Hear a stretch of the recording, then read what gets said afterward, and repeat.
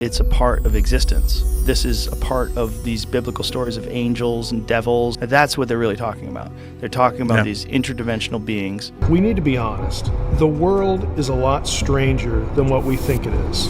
But that these beings came down here and inserted their DNA into lower primates and created this being. The Book of Enoch was considered lost for thousands of years. But this new discovery reveals evidence suggesting the book may have been deliberately hidden all these while. Beings that were not from Earth, that came here from up above and engaged mankind. But the benefit of having so many is that you can compare and contrast them and use that as a foil to trace back the original text. And so Bart Ehrman presents a lot of data, which I wouldn't necessarily disagree with. In fact, with the newly found Book of Enoch, we have a book which changes everything we've known about our own existence, questioning our fundamental beliefs. The pages contain important details that solve some of the oldest mysteries of our world: who we are, where we came from, and what beings may have influenced our ancient ancestors. It's all mythology, it's all fake, but in reality, it's not all fake. These people left behind such detailed records and information. What if our world was much stranger than you've been made to believe? Are we in control or being controlled? The key lies in the chilling descriptions mentioned in these pages. Challenges us with disturbing and bizarre images, and it says, why don't you try to understand this? Who was Enoch? Thousands of years ago, there existed a man known as Enoch. But Enoch was no ordinary man.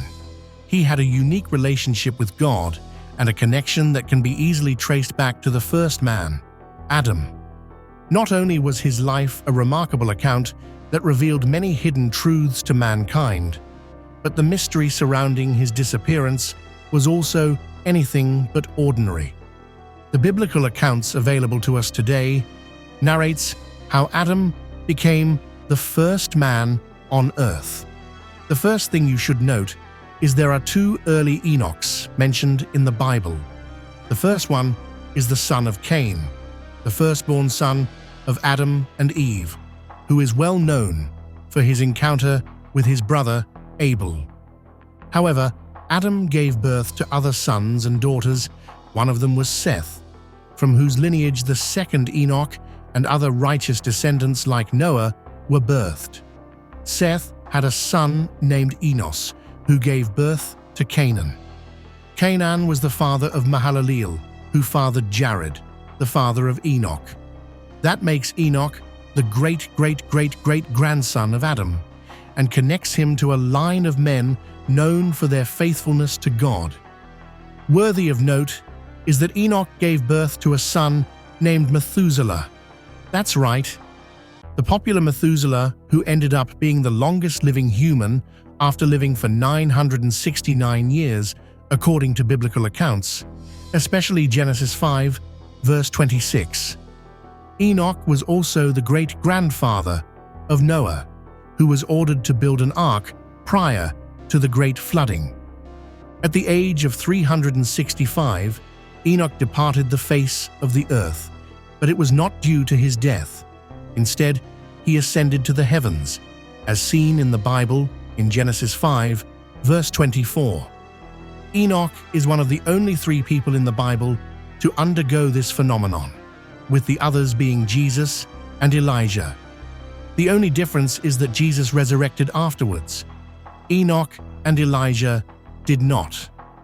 What happened to Enoch after his ascension remains a mystery, sparking countless theories over the centuries. In the biblical text, no details are given about what he witnessed or experienced in the heavens after ascension. Yet Enoch's story continues in other ancient texts, like the Book of Enoch, which claims to record his visions, his travels through realms beyond earth, and his encounters with angelic beings.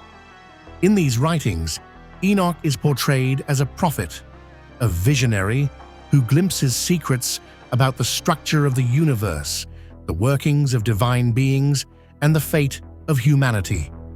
The significance of Enoch extends beyond his own life.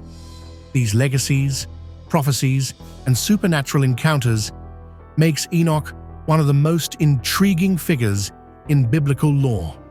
He stands as a link between earth and the heavens, a man whose mysterious journey hints at knowledge beyond human comprehension and whose story was deemed too extraordinary, even dangerous, for inclusion in the traditional canon.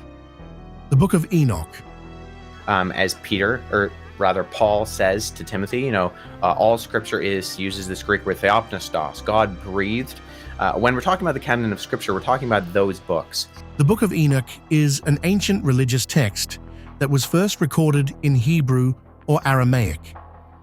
It is one of the pseudepigraphal works not included in the biblical canon, which is largely because the author or authors are unknown, even though it is ascribed to Enoch. Between the title of the individual that supposedly is recording these events or is the source for these events and the actual content information. According to the freedictionary.com, the word pseudepigrapha is derived from two Greek words, pseudo meaning false and epigraphian meaning to inscribe. So, it largely means the Book of Enoch is a false inscription, but that does not tell the whole story. Wait till you find out what's inside.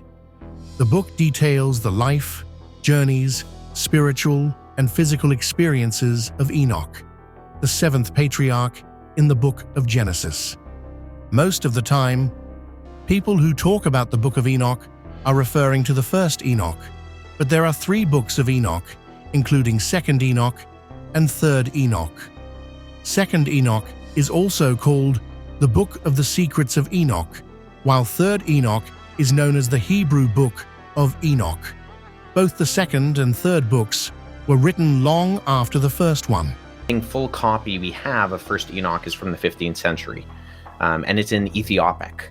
But fragments of different sections. The only existing Book of Enoch is recorded in the Ethiopic language.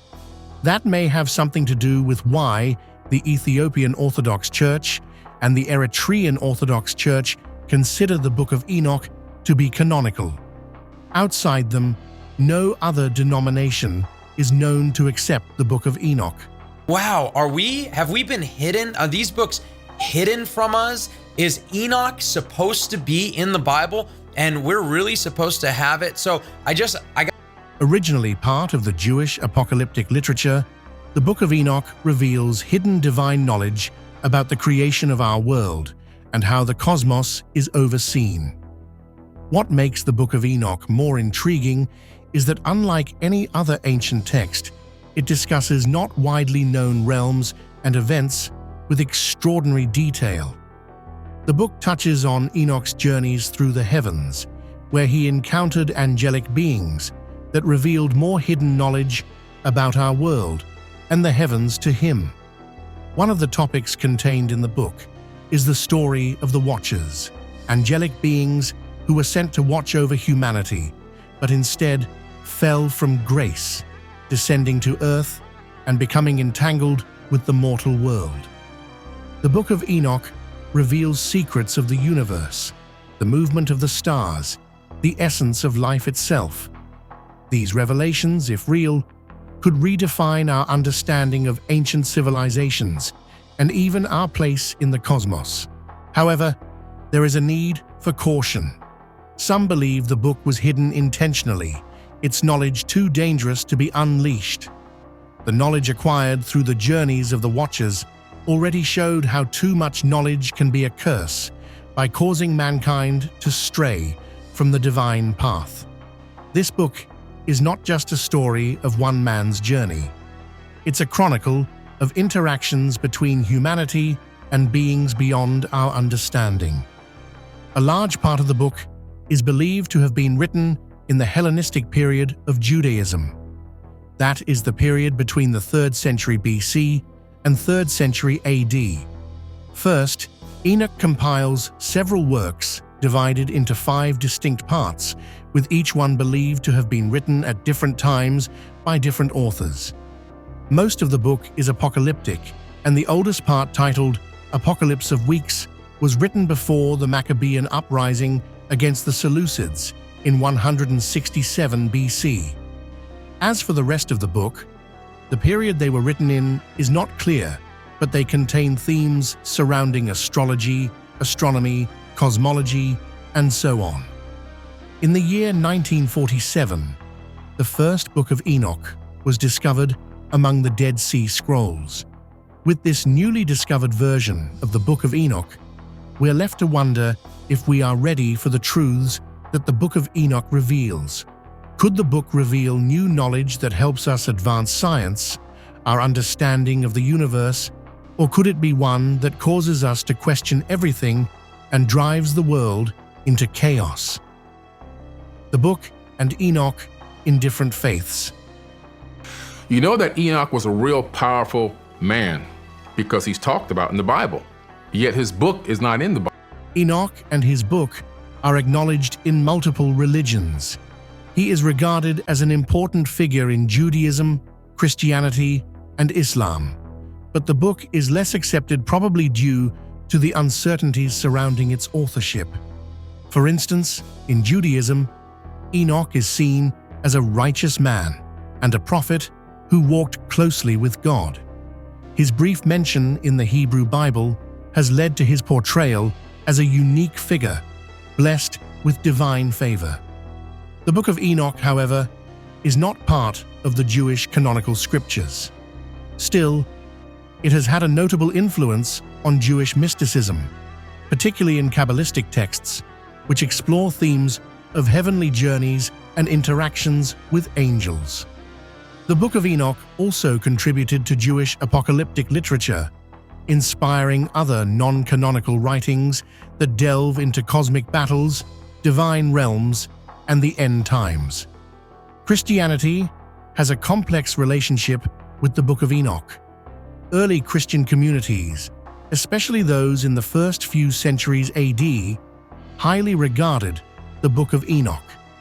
The Epistle of Jude in the New Testament even quotes directly from Enoch, suggesting that early Christians saw value in the text. In fact, the Book of Enoch's themes of divine judgment, angelic rebellions, and the promise of salvation influenced early Christian apocalyptic thought. However, the book was eventually excluded from the Christian biblical canon, except in the Ethiopian Orthodox Church, where it remains canonical to this day. For most other Christian denominations, Enoch is acknowledged as a prophet, but his book is considered pseudepigraphal, meaning it is not officially recognized but still holds historical and spiritual significance.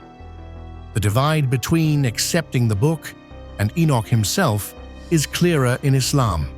Muslim texts refer to Enoch as Idris, a prophet and righteous man, believed to have been given wisdom by God.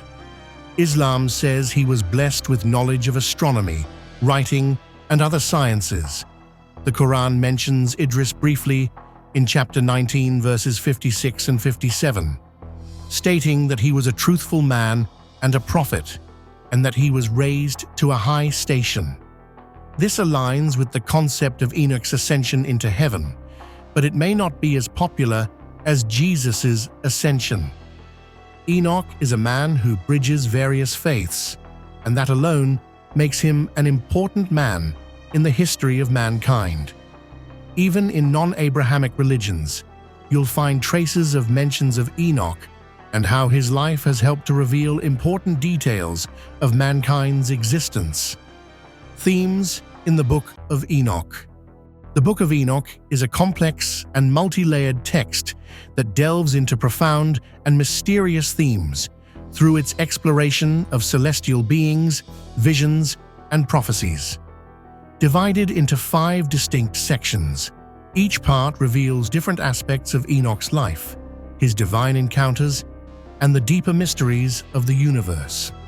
Beings that were not from Earth, that came here from up above and engaged mankind. The first part, known as the Book of the Watchers, tells of the dramatic fall of the Watchers, angels who descended to Earth and broke divine law to cohabit with humans and give birth to angel-human hybrids known as Nephilim.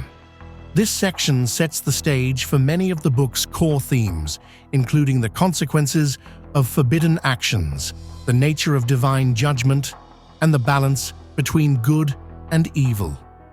The other sections expand on these ideas, with vivid descriptions of Enoch's travels through heaven, his encounters with angelic beings, and revelations about the workings of the cosmos.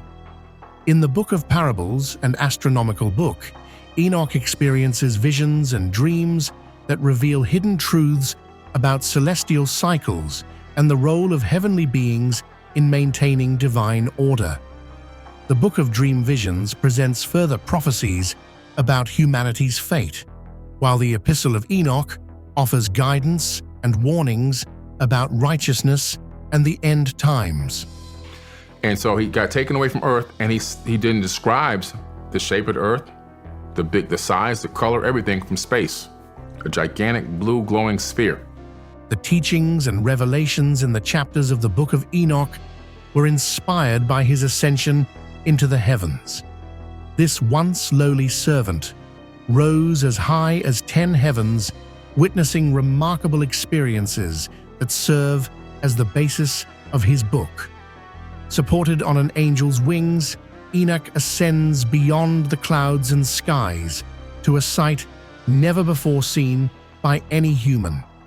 He came across 200 angels in the first heaven, and in the second, he witnessed blinding darkness as scores of creatures await judgment. Not knowing what is in stock for them, they tremble in fear, unaware of any other activity going on around them.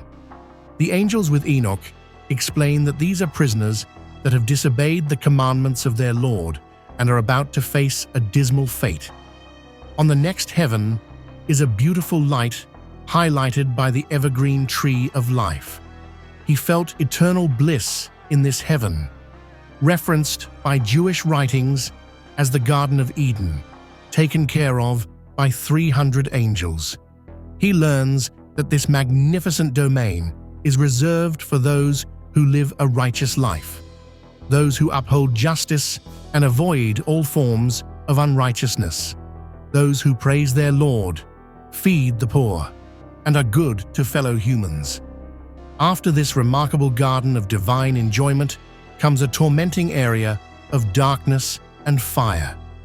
In charge of this realm are merciless angels, each armed with the ability to inflict maximum pain on those who disobey God or indulge in sins.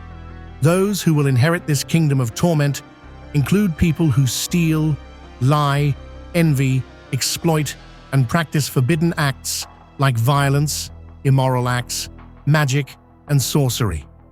On the fourth heaven, Enoch witnessed the celestial workings of the sun, moon, and stars. He observed the angels attending to these celestial bodies and came across the phoenix. He saw their majestic flight and how they honored the majesty of their Lord. The second book of Enoch depicts the phoenix as having a crocodile head, lion feet, and radiant appearance. They are 900 feet tall and have wings like angels. When Enoch reached the fifth heaven, he saw beings that looked like humans, but were much bigger, like giants. These are the Watchers. Enoch noticed they were in a silent, gloomy mood, and the angels accompanying him explained that the Watchers had sinned against God. They went against God's commands to lay with humans on earth. The angels were moved to tears as they described their punishment. The next heaven had groups of similar angels in charge of the various seasons, years, seas, and rivers. In the seventh heaven, Enoch saw a dazzling light with many angels, including the cherubim and seraphim. He saw the course of the cosmos on the eighth heaven and stars on the ninth. He was greeted by a radiant light that transformed his garment into shining beauty, and God anointed him. Then he was promoted to the position of a scribe and given the duty to record important and divine revelations. Tasked with sharing what he had seen with humans, he was escorted back and returned to Earth. With some advanced knowledge and understanding about construction techniques. Okay. So all of a sudden, this guy understands and knows how to build megalithic structures. Who? He gathered the people and narrated what he saw to them. He warned against unrighteous deeds and told them what was in stock for the righteous. Thus began his journey as the connection between the heavens and earth. Now let's take a closer look at the various sections within the Book of Enoch and what each one means for our existence and what is to come after. The Book of the Watchers. The real crime is that they want to raise up their own nations. They want their own populations. They want to imitate God without his permission. The Book of the Watchers is the first section of the Book of Enoch and one of its most gripping and provocative parts, setting the stage for the book's exploration of cosmic justice, divine wrath, and the corrupting influence of power. It describes the dramatic fall of a group of angels known as the Watchers, who descend to Earth and disrupt divine order by taking human wives, leading to the birth of the Nephilim, a race of giants described as half human, half angelic. The actions of the Watchers set off a chain of events that threaten the balance between heaven and earth, and ultimately require direct intervention from God. The Book of Watchers begins with the parable of the future lot of the wicked and the righteous contained in chapter 1 to 5 of the book. This opening passage provides a dark and foreboding vision of God's eventual judgment on both the wicked and the righteous, establishing a framework of accountability. This is followed by the fall of the angels and the demoralization of mankind, chapter 11. Here, we meet the Watchers, led by their chief, Samyaza, who persuades 200 angels to swear an oath, binding them to descend to earth and take human wives. Their union with humans results in the Nephilim, giants who wreak havoc on earth, consuming resources and turning violent. As they grow in number, these beings begin to devour mankind and engage in forbidden acts, polluting creation with bloodshed and sin. Then comes the dream vision of Enoch and the first and final doom of the fallen angels that extend to chapter 16 of the book. Here, Enoch experiences visions in which he pleads with God on behalf of the fallen angels, particularly Azazel, who has taught humans the secrets of weapon-making, warfare, and sorcery. However, God condemns the Watchers, decreeing eternal punishment for their transgressions. From chapters 17 to 36, we learn about Enoch's journeys through Earth and Sheol. He embarks on mystical journeys, exploring different realms, including Sheol, the underworld, and a portal to the heavens. He meets the 7 archangels and witnesses the places where the fallen angels will be punished. This journey allows Enoch to see the full extent of the Watchers' corruption, reinforcing the message that divine justice is both inevitable and absolute. The problem is what people did with it. It corrupted them. So it takes the problem of lust and makes it worse. Throughout this section, key figures among the fallen angels, such as Azazel and Samyaza, stand out for their defiance against God.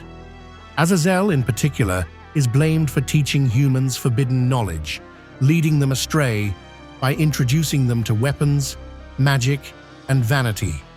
Each angel has imparted specific skills to humanity, from astrology to cosmetics, knowledge that ultimately leads to humanity's moral decay.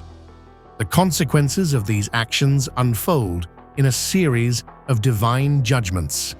Archangels like Michael, Gabriel, Raphael, and Uriel appear as enforcers of God's will. Uriel is dispatched to warn Noah of the coming flood that will cleanse the earth, while Raphael binds Azazel in darkness until the final judgment. Gabriel is tasked with inciting the Nephilim to destroy one another, and Michael binds Samyaza and his fellow angels, condemning them to the abyss until the end times. The Book of the Watchers reveals profound themes of rebellion, corruption, and divine retribution. It serves as a warning against the dangers of seeking forbidden knowledge and stepping outside the boundaries of divine law. This part of the Book of Enoch also emphasizes the eternal consequences of sin and the unyielding nature of judgment, while also highlighting Enoch's unique role as a messenger and witness to the fate of both angels and humanity. The Book of Parables. In the Book of Parables, extending from chapters 37 to 71, we learn more about the topics introduced in the first book, the Book of Watchers, especially the theme relating to end times and divine judgment. It features the Son of Man, a term which serves as a title for a Messiah. The Messiah has also been called Righteous One and Chosen One. This may be the first use of the term as a specific title in Jewish literature, possibly influencing early Christian concepts. There are 3 parables forming the content of this chapter. The first parable was revealed in 6 chapters, and it addresses the coming judgment of the wicked while offering a vision of the abode of the righteous. It describes the roles of the archangels and hidden knowledge about the universe. The second parable takes up 12 chapters, explaining the prominent roles the Son of Man plays while presiding over the judgment of kings and rulers who oppressed the righteous. This parable introduces themes of resurrection and the separation of the righteous from the wicked, along with references to a new heaven and earth. It also includes a Noachic fragment discussing Azazel's final judgment and the ultimate fate of the fallen angels and their offspring. The third parable focuses on the blessings of the righteous and further develops the vision of the judgment of the powerful. It contains depictions of cosmic forces like Behemoth and Leviathan, the waters of the earth, and the roles of the angels who maintain cosmic order. Enoch is depicted foretelling the great flood to Noah and detailing the places of punishment for fallen angels and wicked kings. Then the Book of Parables concludes with 2 appendices, which recount Enoch's final ascent to heaven and suggest that Enoch himself might be the Son of Man. This idea diverges from earlier chapters that treat the Son of Man as a separate entity, raising questions about Enoch's role in divine judgment and his relationship to this figure. The sudden shift in this chapter has given rise to debates, with some suggesting it was added later by Christians who brought along the Son of Man term. The Astronomical Book. The Astronomical Book consists of only 10 chapters, but is one of the important parts of the Book of Enoch with essential messages. It is also known as the Book of the Heavenly Luminaries because it presents Enoch's visions of celestial order and the movement of the heavenly bodies. And it presents a calendar of 364 days, as opposed to the 365-day solar calendar. The book primarily describes a 364-day solar calendar that divides the year into 4 equal seasons of 91 days. Each season consists of 3 months of 30 days, with an additional day at the end of the 3rd month. This system ensures that each calendar day always falls on the same weekday. Each season and year starts on a Wednesday, aligning with the 4th day of creation in Genesis, when God created the celestial bodies. This solar calendar, also referenced in other books, differs from the lunar calendar used in Jerusalem's temple, leading to differing festival dates between sects. The 364-day calendar poses challenges due to its lack of alignment with the tropical year, which is a little over 365 days. The astronomical book starts by discussing the sun in chapter 17:2, describing its movement as well as daily and seasonal paths. Then it talks about the moon and its different phases before providing insights into the lunar calendar. Chapter 76 is about the winds and their role in controlling the seasons and weather. The next chapter talks about structures of the world, such as 7 mountains, rivers, and islands that shape the earth, while chapter 78 expands on the phases of the moon and its role in marking time. In the next 3 chapters, the Book of Enoch reviews previous descriptions of celestial laws, explains how human sin disrupts natural order and celestial harmony, and introduces heavenly records that document divine knowledge, along with Enoch's duty to communicate these mysteries. Finally, chapter 82 highlights Enoch's responsibility to convey knowledge about the intercalary days and stars that govern the seasons. The astronomical book reflects the ancients' deep concern with celestial order and its spiritual implications, linking cosmic harmony with human righteousness and divine will. The Book of Dream Visions. The Book of Dream Visions, also known as the Animal Apocalypse, is a part of the Book of Enoch that consists of allegorical dreams revealing a prophetic history of Israel from the earliest days through the Maccabean Revolt. Most scholars date this book to the Maccabean period between 163 and 142 BCE because the narratives closely align with events from this time. There are visions covering the events surrounding the Great Flood, revealing a divine judgment on a corrupted world. Parts of the visions also focus on the history of the world. It uses allegories like animals and colors that represent the history of Israel, key figures, events, and moral states. For instance, white signifies purity, black denotes sin, and red suggests martyrdom. Characters and groups are depicted as various animals: Adam as a white bull, Eve as a heifer, Abel as a red calf, and Cain as a black calf. The faithful are represented as sheep, and the leaders are rams. Enoch also describes the downfall of rebellious angels and their impact on humanity, echoing narratives found in earlier chapters. This includes their punishment and the consequences of their actions on earth. The vision concludes with judgment on the fallen angels and wicked rulers. Following this, a new Jerusalem and the resurrection of the righteous are envisioned, leading to a messianic age where all are transformed into white bulls, symbolizing purity and divine favor. In the final vision, Enoch sees a white bull with great horns, a symbol of the anticipated Messiah, signifying divine leadership that would establish peace and righteousness and transform the generations into unified followers of God. The Epistle of Enoch.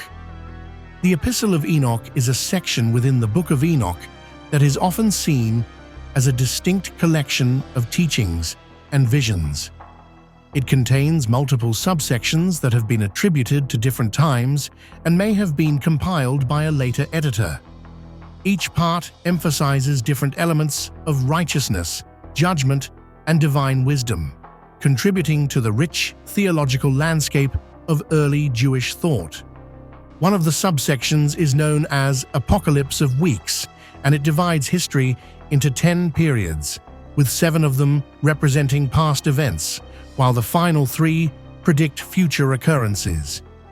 There is a short part containing moral exhortations by Enoch to his son, Methuselah. Then comes the epistle section, exploring themes such as divine wisdom, justice, and the dual paths of righteousness and unrighteousness. The last 2 parts detail the birth of Noah and his prophetic visions. The Book of Enoch is no ordinary book. Despite the disagreement on its authorship and timing, it has proven a remarkable account. revealing crucial information that has helped mankind understand existence. With the newly discovered parts, we have more information about our world and how it's governed by the heavens. We hope you've enjoyed this video. Don't forget to like and subscribe to the channel for more remarkable accounts like this.